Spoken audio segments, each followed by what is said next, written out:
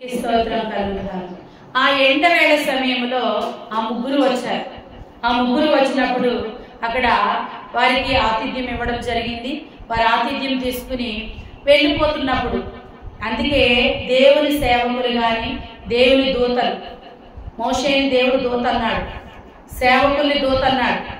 కాబట్టి ఎప్పుడైనా సేద తీర్చుకుని వారి ఆహారం తిని వెళ్ళేటప్పుడు దేవుని యొక్క సేవకులు ఆశీర్వదించి వెళ్తారు.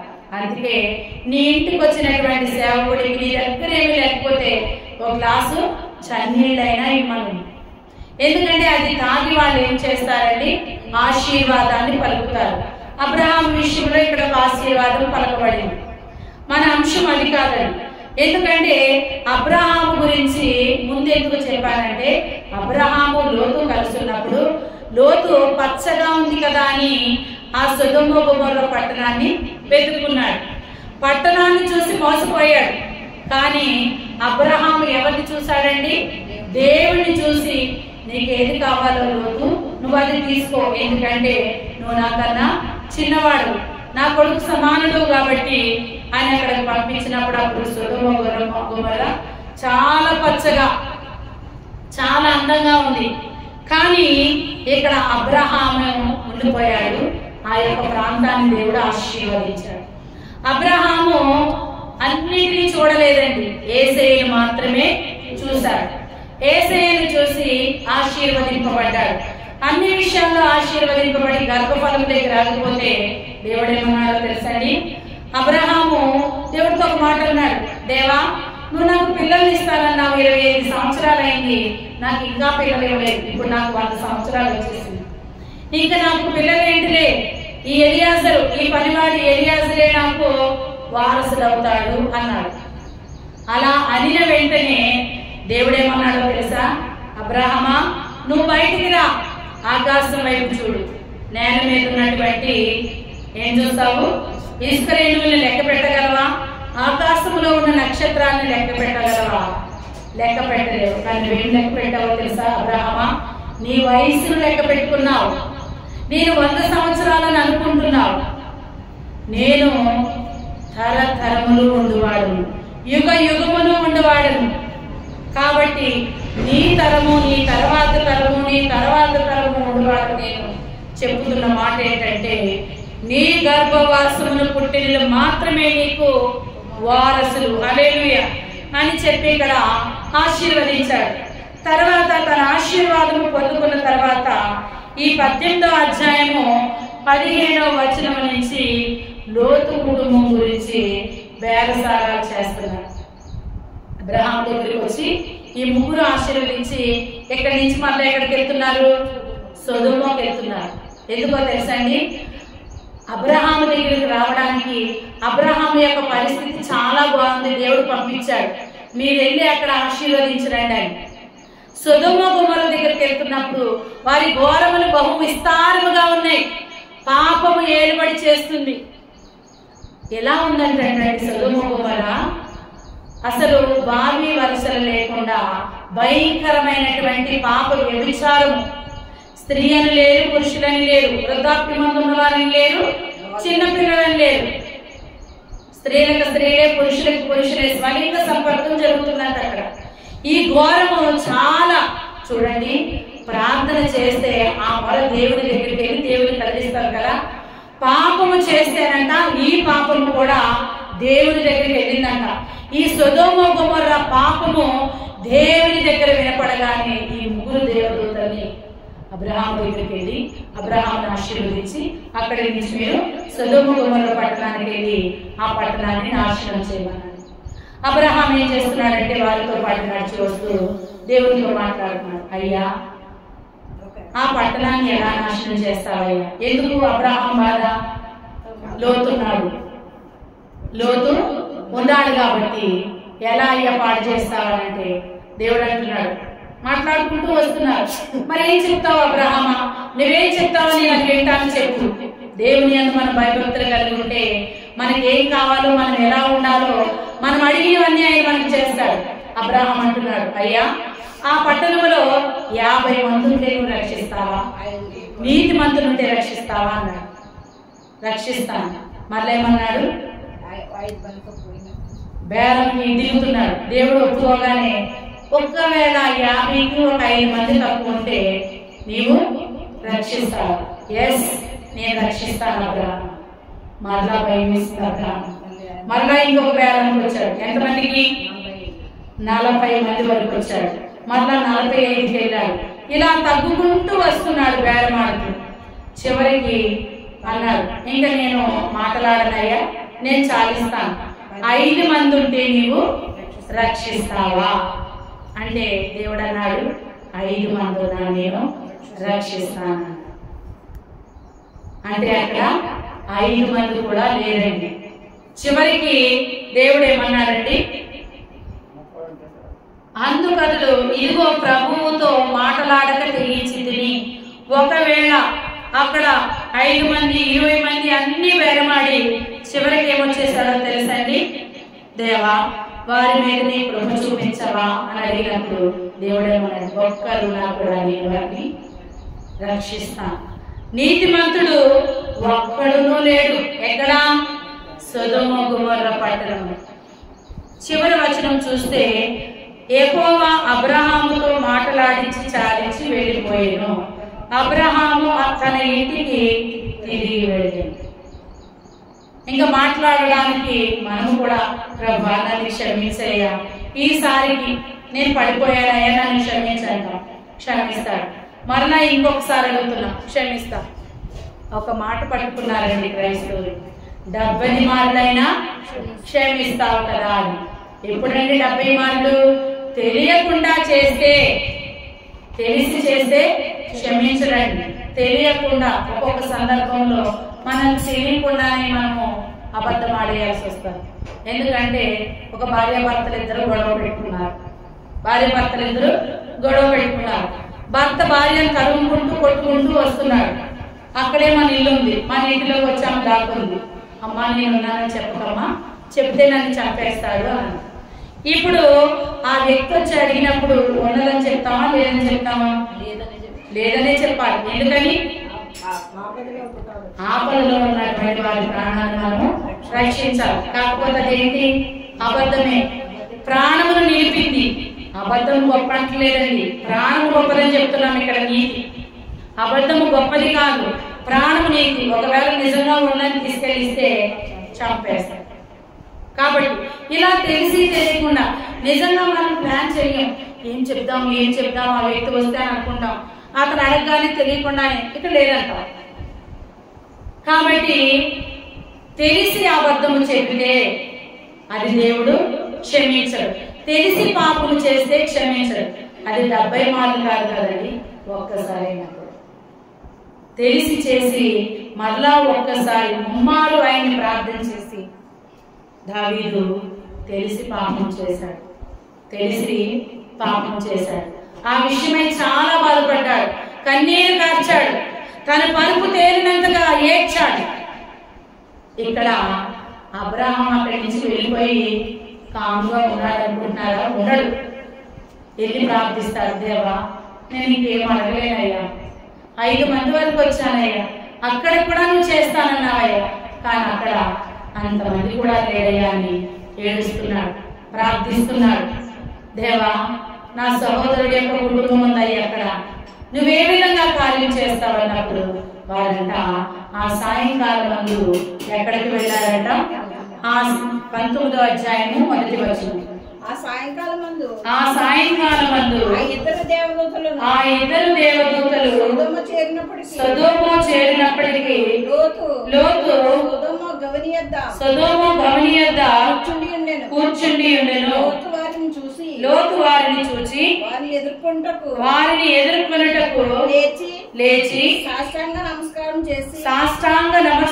చేసి నా ప్రభువులారా దయచేసి నీ దాసుని నీ ఇంటికి వచ్చి రాత్రి వెళ్ళబుచ్చి కాళ్ళు కడుగుకొనుడి, పెందలకండే లేచి మీ త్రోవను వెళ్ళవచ్చును అని. ఎందుకన్నారండి? చూడండి, కొన్ని సందర్భాల్లో రోడ్డు పైన చాలా చీకటి పడిపోయినప్పుడు ఆడపిల్లలు ఎవరైనా నుంచుంటే, యవ్వన బిడ్డలు ఎవరైనా నుంచుంటే, అమ్మా ఈ ప్రదేశం మంచిది కాదు, మీరు తొందరగా వెళ్ళిపోండి అని చెప్తారు. మన బస్ డ్రైవర్లు కానీ, లారీ డ్రైవర్లు కానీ, ఆటో డ్రైవర్లు కానీ. లేదు అనుకుంటే అక్కడ ఏదైనా ఇల్లుంటే, అమ్మా తొందరగా వెళ్ళిపోమ్మా, ఈ ప్రదేశం మంచిది కాదు. అయినప్పటికీ ఆమెకు ఏమి వెళ్ళట్లేదు అనుకో, అమ్మా ఇక్కడ ఉండు, మీ వాళ్ళు ఎవరైనా వస్తే వెళ్ళు అని చెప్తారు. కొంతవరకు ఎవరైనా కాసేపు పక్కన ఉంటారు, తర్వాత లేదమ్మా మా ఇంట్లో ఉండు, ఎవరైనా వస్తే వెళ్తారు. కానీ ఇక్కడ పరిస్థితి చూడండి, దేవుని యొక్క దేవదూతలు వచ్చినప్పుడు దేవదూతలు అక్కడ ఉండడానికి వీలు లేకుండా ఎవరు లోతు తన ఇంటికి ఎందుకు తీసుకెళ్లాలనుకున్నాడండి? ఆ పట్టణస్తుల యొక్క అక్రమము భయంకరమైపోయింది. వీరు స్త్రీలా, వీరు పురుషుల, వీరు చిన్నవాళ్ళ, వీరు పెద్దవాళ్ళ, వీరికి అవసరం లేదండి. వీరు దేవుడా, దేవదూతల అవసరం లేదు. అందుకే చూడండి, కొంతమంది చాలా భయంకరమైన పాపంలో ఉన్నప్పుడు ఏమంటారు తెలుసా? వీడు కన్ను మిన్ను కానకుండా తిరుగుతున్నాడు, వీడు కన్ను మిన్ను కానకుండా తిరుగుతున్నాడు, వీడికి పెద్దవాళ్ళు లేరు, చిన్నవాళ్ళు లేరు తిట్టడానికి, వీడు ఏమైనా చేయడానికి స్త్రీ అని లేదు, పురుషుడని లేదు, చిన్నవాళ్ళని లేరు, వృద్ధాప్యం లేదు. కానీ లోతు భయపడ్డాడండి. దేవదూతలకి, దేవుని యొక్క దూతలకి అక్కడ ఏం జరుగుతుందని, అయ్యా మీరు మా ఇంటికి వచ్చి వెళ్ళాలంటే వారు వెళ్ళాము, మేము వెళ్ళిపోతాం, సాయంకాలం అయిపోయింది వెళ్ళిపోతామంటే ఏం చేశాడండి? సాష్టాంగపడి నమస్కారం చేశాడు. సాష్టాంగపడి నమస్కారం చేసినప్పుడు అప్పుడు ఏం చేశారా దేవదూతలు? మనకి చదివితే సమయం అయిపోతుంది. లోతు ఇంటికి వెళ్ళారు. లోతు ఇంటికి వెళ్ళిన తర్వాత అక్కడ పరిస్థితి ఎలా ఉందంటే, లోతుకి 2 కుమార్తెలు ఉన్నారు. 2 కుమార్తెలు, లోతు భార్య, లోతు. ఎంతమంది ఉన్నారండి? 4 ఉన్నారు. అప్పటికి లోతు కుమార్తెలకు వివాహం కుదిరిపోయింది. లోతు కుమార్తెలకు వివాహం కుదిరిపోయింది. కానీ అక్కడ ఉన్నది 4. అక్కడికి దేవదూతలు వచ్చారు. అక్కడ వారి భోజనం ఏర్పాటు అవన్నీ చేస్తా ఉన్నారు. ఆ ఊర్లో ఉన్న వారందరూ వచ్చేసారండి. సాయంత్రం అయ్యేసరికి నీ ఇంటికి 2 మనుషులు వచ్చారు కదా లోతు, వారిని నువ్వు బయటికి పంపించు. నిజంగా దేవుని యొక్క తోడ్పాటు, అబ్రహాం యొక్క ప్రార్థన లోతు కుటుంబం మీద ఎంత ఉందో తెలుసండి. ఎందుకో చెప్పండి?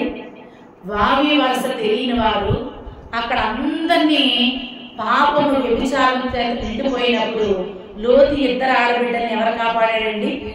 దేవుడే కదా. వారికి మరుగు చేసి కాపాడాడు కదా. మనల్ని కూడా దేవుడు ఈ లోకానికి ఏం చేయాలండి? మరుగు చేయబడాలి. ప్రతి క్రైస్తవుని జీవితము మరుగు చేయబడాలి. కానీ క్రైస్తవులు మరుగుగా ఉండాలనుకోవట్లేదు. వివిధమైన అలంకరణల చేత అందాన్ని మరింత పెంచుకుంటూ పాపము తన వైపు చూసేటట్టుగా చేసుకుంటున్నారు. జాగ్రత్త. లోతు యొక్క కుటుంబం ఎంత విచ్ఛిన్నమైపోయిందో తెలుసండి. దేవుడు అక్కడ రక్షించినా కూడా చివరికి అదే పాపానికి కుమార్తెలు పడిపోయారు. అక్కడ దేవుడు భద్రత ఇచ్చినా కూడా. కాబట్టి ఇక్కడ వారు ఏమన్నారండి? అప్పుడు లోతు అంటున్నాడు, అయ్యా అయ్యగారా మీరు ఆ పని చేయొద్దు, మీకు ఏం కావాలో నేను ఇస్తాను. వద్దు, నీ ఇంటిలో ఉన్నటువంటి ఆ 2 మనుషులే మాకు కావాలి. చాలా విధాలుగా బ్రతిమలాడాడు. వారు ఒప్పుకోలేదు. ఎందుకు ఒప్పుకోలేదు? ఆ పట్టణము పాపముతో నింపబడి ఉంది, వ్యభిచారముతో నింపబడి ఉంది. దేవుని దూషించేవారుగా, దేవుని నామాన్ని అసహించుకునేవారుగా, దేవుని మాట అనేది అక్కడ లేకుండా పోయింది. నిజముగా దేవుని సేవకుడు అయి ఉంటున్నావా? దేవుని సేవకురాలు అయి ఉంటున్నావా? దేవుని బిడ్డ అయి ఉంటున్నావా? మరి నీ కుటుంబం ఎలా ఉంది? నీ పరిధిలో నీ కుటుంబం ఉంది. నీలో నుంచి భక్తి ప్రవహించబడాలి. సెంటు మల్లెపూలు పెట్టుకుని వస్తే ఎవరు పెట్టుకున్నారా అని చూస్తాం. ఎందుకు? ఆ స్మెల్. గులాబీలు ఎవరన్నా పెట్టుకొస్తే మంచి స్మెల్. మనం ఏం చేస్తామనంటే మన ఇంటికి ఎవరన్నా వస్తే రూమ్ ఫ్రెషనర్స్ అని, కర్టెన్ ఫ్రెషనర్స్ అని ఇవన్నీ చేస్తాం. అబ్బా ఎంత మంచి స్మెల్ వస్తుందని. మరి మనలో నుంచి ఏమి రావాలండి? సుగంధ పరిమళాలు వెదజల్లాలి. ఏ సుగంధ పరిమళాలు? క్రీస్తును గురించినటువంటి సుగంధ పరిమళాలు. అందుకే శారను పొలములు పూచిన పుష్పమా, అగాధలోయలో దాగిన పద్మమా, అగాధలోయలో దాగిన పద్మమా, ప్రియ సంగమా ఓ సంగమా, ప్రియ సంగమా నా సంగమా, కొండలు దాటి మండలు దాటి యేసునాథుడు నిన్ను చేరగా, కొండలు దాటి మండలు దాటి యేసునాథుడు నిన్ను చేరగా, నీదు హృదయమునా నివసింపనీయుమా, సిద్ధపడుమా ఓ సంగమా, ఓ సంగమా నా సంగమా, ఓ సంగమా నా సంగమా, శారను పొలములు పూసిన పుష్పమా, అగాధలోయలో దాగిన పద్మమా, అగాధలోయలో దాగిన పద్మమా. షారు తోటలో ఒక పువ్వు ఉంది. అది ఎక్కడ దాగుంది? అగాధ లోయలో. దాని యొక్క పరిమళ వాసన కొండలు దాటి బండలు దాటి వస్తుందండి. మరి మనలో ఉన్నటువంటి క్రీస్తు సువార్త పరిమళ వాసన వెదజల్లుతుందా? చనిపోతే సమాధి ఏమవుతుందండి? కంపు కొడతారు. మరి బ్రతికుంటే మనలోని సుగంధమైన వాసన రావాలి. దేహం కొరకు మనం కొన్ని పూసుకుంటాం, మరి ఆత్మకి ఏం తీయాలండి? వాక్యం. ఈ వాక్యము నా పాదములకి ఏంటండి? దీపమును దీపమును నా త్రోవకు వెలుగునైనది. 119వ కీర్తన 105వ వచనం అనుకుంటా. దేవునికి స్తోత్రం కలుగుగాక. నీ వాక్యము ఎక్కడికి నన్ను నడిపిస్తుంది? అగాధ లోయలో దాగున్న ఆ పద్మము దగ్గరికి నడిపిస్తారు. నీ వాక్యము నా బాధలో నాకు నెమ్మదిస్తారు. నిజంగా వాక్యము నడిపించింది. వాక్యం ఎవరండి? దేవుడే.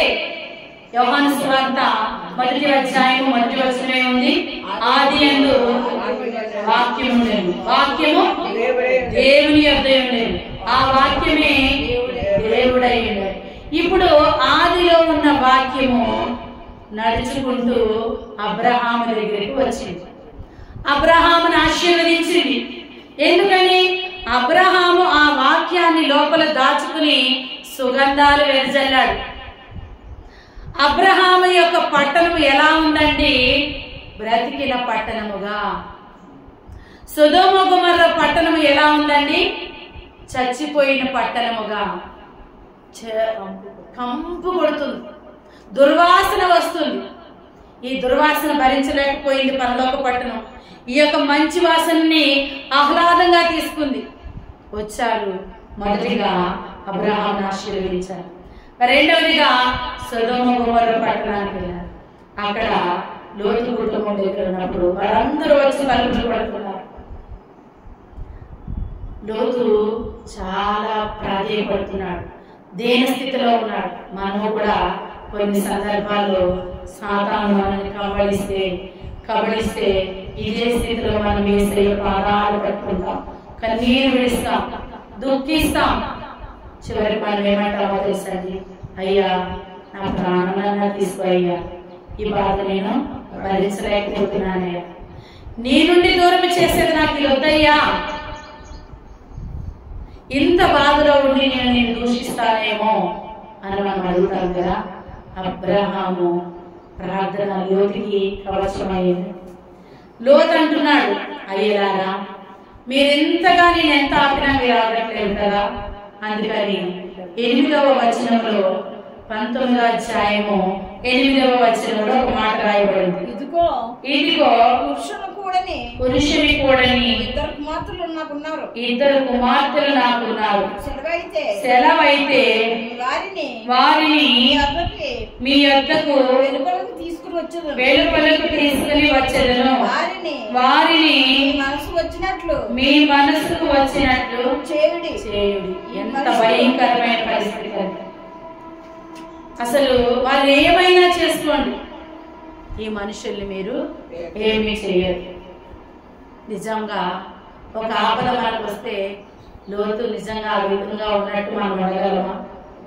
దేవా నేను బ్రతకాలి, నా బిడ్డ బ్రతకాలయ్యా అని ఏడుస్తూ ఉంటాం.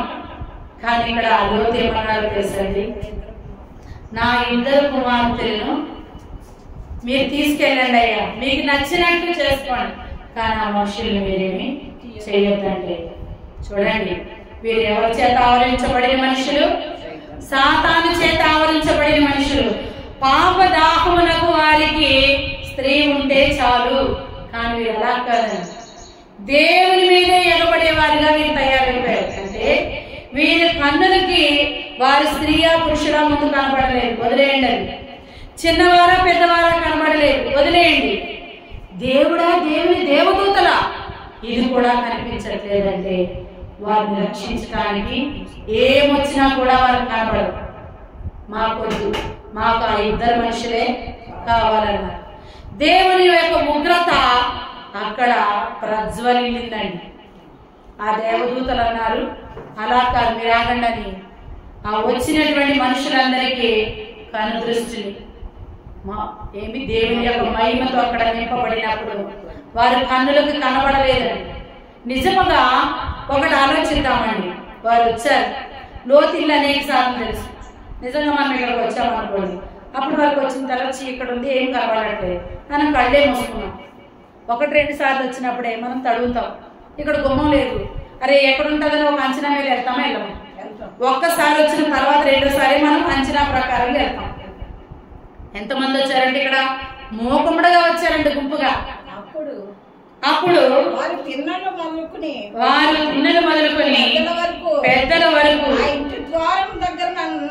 ఆ ఇంటి ద్వారము దగ్గరనున్న వారికి కనుమొప్పు కలగజేయగా చాలండి. ఎంత దారుణం అండి! చిన్నపిల్లలు వచ్చేసారంట, పెద్దవాళ్ళు వచ్చేసారంట. పాపం ఎంత పరాకాష్ఠకు చెందిపోయిందండి ఇక్కడ. ఒకవేళ దేవుడే వచ్చినా కూడా వారు అదే స్థితిలో ఉంటారు. దేవుడే వచ్చి, అందుకే దేవుడే దేవుడే కనిపించి నీకేమి కావాలని అడిగితే నీ బదులేమో మానవా ధనము కోరుకుంటావో, ఘనము కోరుకుంటావో, అల్పకాల పాప భోగములు కోరుకుంటావు. దేవుడే దేవుడే కనిపించి నీకేమి కావాలని అడిగితే నీ బదులేమో మానవా. దేవుడు వచ్చినా కూడా వారు నిజంగా ధనము ఘనము కోరుకునేవారు కాదండి, వీరు పాపాన్ని కోరుకునేవారు. దేవుని యొక్క దూతలు వస్తే వారు పాపమును కోరుకుంటున్నారండి. నిజంగా అంట ఎంతసేపు వెతికినా వారికి గమిని కనబడలేదట. ఇది అసాధ్యమా? అసాధ్యము. మనకు అసాధ్యము, దేవునికి సమస్తము సాధ్యము. దేవుడు అంటున్నాడు కదా, నాకు అసాధ్యమైనది ఏమైనా కలదా? నన్ను అడగండి, ఏం చేస్తాను? కీర్తన 2:8 ప్రకారంగా నన్ను అడుగుము, జలములను నీకు స్వాస్థ్యముగాను భూమిని దిగంతముల వరకు స్వచ్ఛగాను ఇచ్చేదన్నాడు. పాపము ఏ స్థితిలోకి వచ్చిందంటే పట్టణాన్ని నాశనం చేసే స్థితి. పట్టణం యొక్క ప్రాకారములు పాడైపోగా, పురములు పాడైపోగా నీతిమంతులు ఏమి చేయగలరు? ఇక్కడ లోతు నీతిమంతుడు అయిపోయాడండి. ఆ ఒక్క సందర్భాన్ని బట్టి వయసుకు వచ్చిన నా బిడ్డలున్నారు, వారిని మీరు ఏమైనా చేసుకోండి. ఆ ఒక్క మాటతో నీతిమంతుడు అయిపోయాడండి. కానీ నీతిమంతుడు కూడా ఏమీ చేయలేడండి. పట్టణమే పాడైపోయింది, ప్రాకారమే పాడైపోయింది, పురమే పాడైపోయింది. మరి ఈనాడు మన పట్టణము ఎలా ఉంది? మన ఇల్లు ఎలా ఉంది? మన ఒళ్ళు ఎలా ఉంది? దేవుడు అడుగుతున్నాడు. ఎవరు ఏమి చేయలేరు. అది పతన స్థితికి నువ్వు కోరుకుంటే ఎవ్వరు ఏమి చేయలేరు. ఓ మానవుడా, నీ స్థితి ఏమైపోతుంది? రోజు రోజు నీవు బలహీనపరచబడుతున్నావా? పాపం అనే ఊబిలో దిగజారిపోతున్నావా? ఏ స్థితిలో ఉన్నావు? పరీక్షించుకో. నీ పట్టణం ఏమైపోతుంది? పాడైపోతుంది. నీ కుటుంబం పాడైపోతుంది అని దేవుడు మాట్లాడుతున్నాడు. చివరికి ఆ పట్టణం యొక్క పరిస్థితి ఏమైపోయిందండి? ఆకాశం నుంచి అగ్నిగంధకములు కురవబడి ఏమయ్యాయంటండి? కాలిపోయింది ఆ పట్టణం. సొదొమ పట్టణం ఇప్పటికీ మనకి అందరికీ జ్ఞాపకమే. సొదొమ పట్టణం మనకి ఇప్పటికీ జ్ఞాపకమే. ఏమున్నదండి అక్కడ? ఒక్క మొక్క కూడా మొలవదండి. దేవుడు దహించి వేస్తే, దేవుని శాపము తాకితే, దేవుని ఉగ్రత తాకితే ఏ నరుడు కాదు కదా, ఎవ్వరు నేను ఏమి చేసినా కూడా నువ్వు రక్షింపబడవు. ఓ మానవుడా, నీ గతి. ఓ మానవుడా, నీ గతి ఏమౌనో తెలియునా? ఏమేమి చేయుచుంటివో తాపించుకొందువా?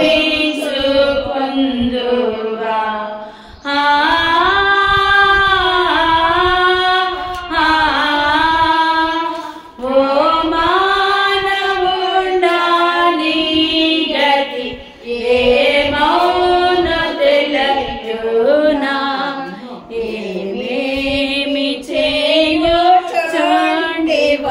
తాపించుకొందువా? హల్లెలూయా. వాళ్ళు చేసిన గతి ఏమైపోయిందంటండి? వారి యొక్క చెడు వాసన ఎక్కడికి వచ్చింది? అగ్ని వాసన ఈ యొక్క పట్టణాన్ని తాకింది. దేవునికి స్తోత్రం. దేవునికి స్తోత్రం కలుగును గాక. ప్రాకారములు పాడైపోతే మనమేమి చేయలేం. పురములు పాడైపోతే మనమేమి చేయలేం. పునాదులు పాడైపోతే మనమేమి చేయలేం. కాబట్టి ఈ సొదొమ గొమొర్రా పట్టణం ఈ విధంగా నాశనం అయిపోయింది. మరి నినెవె పట్టణం యొక్క పరిస్థితి ఎలా ఉంది? ఎక్కడుందండి? యోనా గ్రంథం చూద్దాము. నినెవె పట్టణం అక్కడ ఎంతమంది ఉన్నారంటండి? 1,20,000 మంది. ఎటువంటి వారంటండి వీరు? కుడి ఎడమలు తెలియని ప్రజలు. సొదొమలో ఉన్నవారు కుడి ఎడమలు కాదండి, నలుదిశలా పాపము వ్యాపించినటువంటి ప్రజలు. దేవునికి స్తోత్రం కలుగును గాక. యోనా గ్రంథంలో చూస్తే దేవుడు మాట్లాడుతున్నాడు. 2వ అధ్యాయములో మనం ఇక్కడ చూస్తే 8వ వచనం. ఒకవేళ దేవుడు మనసు త్రిప్పుకొని పశ్చాత్తాప్తుడై మనము లైమ కాకుండా తన కోపాగ్ని చల్లార్చుకొనెను గనుక మనుషులు ఏది పుచ్చుకొనకూడదు. పశువులు గాని, ఎద్దులు గాని, గొర్రెలు గాని, మేకలు గాని మేయకూడదు. కఠినమైన ఉపవాసం ఆ పట్టణంలో ఉన్నది. దేవునికి స్తోత్రం కలుగును గాక. ఈ పట్టణం పాడైపోవడం ఎవరికి ఇష్టం లేదంటండి? దేవునికే ఇష్టం లేదట. సొదొమ గొమొర్రా పట్టణం నాశనం కాకూడదని ఎవరికి ఇష్టం లేదు? ముందు అబ్రహాముకి ఇష్టం లేదు. కానీ అబ్రహాము బేరసారాలు చేసి ఆ పట్టణం మరీ దారుణంగా నేనేం చేయలేదని వెళ్ళిపోయాడు. కానీ ఈ పట్టణము పాడైపోవడానికి ఎవరికి ఇష్టం లేదంటండి? దేవునికే ఇష్టం లేదట. దేవునికి ఇష్టం లేదు. ఈయన ఈ పట్టణాన్ని పాడు చేయకుండా చూద్దాం అనుకుంటే ఇక్కడ దూత నిర్లక్ష్యం అయిపోయింది. అక్కడ దూతలు అలర్ట్ గా ఉన్నారు, ఇక్కడ దూత నిర్లక్ష్యం అయిపోయింది. దేవునికి స్తోత్రం. ఎవరా దూత? యోనా. ఏం వెళ్తాంలే, ఏం చేస్తాంలే. నినేవే వెళ్ళమంటే ఎక్కడికి వెళ్ళడానికి వాడెక్కాడు? తర్షీషు వెళ్ళే వాడెక్కాడు. ఆ వాడు మనకు పోవడం ప్రారంభించినప్పుడు ఇల్లు అడుగువాలన్నా నిద్రపోతున్నాడు. నేను ఒక విషయం చెప్పనండి. ఉదయకాలము సత్యవాక్య సహవాసము గూగుల్ మీట్ లో వాళ్ళందరికీ ఇదే మాట చెప్తాను. నిద్ర సంభవించిందా, మత్తు కలిగిందా, ఆపద పొంచి ఉంది. ఒక మాట ఉందండి, నిద్ర మత్తు అంట చింపురు గుడ్డలకి కారణం. వెళ్ళి హాయిగా పడుకుంటే వీళ్ళు అన్ని రకాలు ప్రయత్నిస్తున్నారు, కొంత లగేజీ పడేశారు, అయినా అది అలాగే జరుగుతుంది. ఏం చేయాలో తెలియట్లేదు. అన్ని చేసి చేసి చివరికి చిట్టీలు వేద్దాం. చిట్టీలు వేసి చిట్టీలు మనము తీద్దాం. చిట్టీలు వేసి తీద్దాం అన్నప్పుడు ఏం జరిగిందండి? చిట్టీల్లోంచి ఎవరి పేరు వచ్చింది? యోనా పేరు వచ్చింది. యోనా పేరు వచ్చినప్పుడు ఏమైందంటే, యోనా పేరు వచ్చింది కదా, ఈ యోనా పేరు వచ్చిన తర్వాత ఏం చేశాడండి? అక్కడికి వెళ్ళి ఏమంటున్నాడో తెలుసండి వాడ నాయకుడు, ఓయి నిద్రపోతా, నీకేమి సంభవించింది? నీవు లేచి నీ దేవుడిని స్మరణకు తెచ్చు. ఆ స్మరణకు తెచ్చుకున్నా తెచ్చుకోకపోయినా ఏం జరిగిందంటే అక్కడ దేవుని యొక్క కాపుదల. అంటే యోనా స్మరణకు తెచ్చుకున్నాడా లేదనేది కాదండి. ఆ నినేవే పట్టణస్థులు దేవుని యందు నమ్మిక కలిగి వారు ప్రార్థన చేశారు. 3 దినాలు ఉపవాసం ఉన్నారు. 3 దినములు ఉపవాసం ఉండి పశువులతో సహా ఉపవాసం ఉండి ప్రార్థన చేసినప్పుడు దేవుడు ఆ పట్టణాన్ని కాపాడాడు. ఇక్కడ ఉపవాస ప్రార్థన ఎక్కడికి వెళ్ళిందండి? దేవుని సన్నిధికి వెళ్ళి పట్టణాన్ని రక్షించింది. అక్కడ పాపం ఎక్కడికి వెళ్ళింది? దేవుని సన్నిధికి వెళ్ళి పట్టణము నాశనం అయిపోయింది. మరి ఈనాడు మనం ఎలా ఉన్నాం? మన ప్రార్థన దేవుని సన్నిధికి వెళ్తుందా? మన పాపములు దేవుని సన్నిధికి వెళ్తున్నాయా? దేవుని సంగమా, దేవుని మాట మనం గుర్తెరగాలి. నినేవే పట్టణస్తులాగా నిజంగా మనకి కుడి ఎడమ తెలియట్లేదా? అంటే ఏంటో తెలుసండి, పాపం ఏదో అంటే మంచి ఏదో చెడేదో తెలియట్లేదా? ఆ స్థితిలో ఉండి నువ్వు చేసావనుకోండి దేవుడు క్షమిస్తాడు. కానీ సొదొమ గొమొర్రాలాగా పాపము అంధకారము చీకటి వరే వారి కన్నులకు కలిగి వారు దేవుడా, దేవుని దూతలా, చిన్నవారా పెద్దవారా అని చూడట్లేదు. అట్టి స్థితిలో ఉన్నారేమో. దేవుడు ఒక మాట చెప్తున్నాడు. ఈ 2 పట్టణాలు మన జీవితానికి 2 బాటలండి. 2 బాటలు.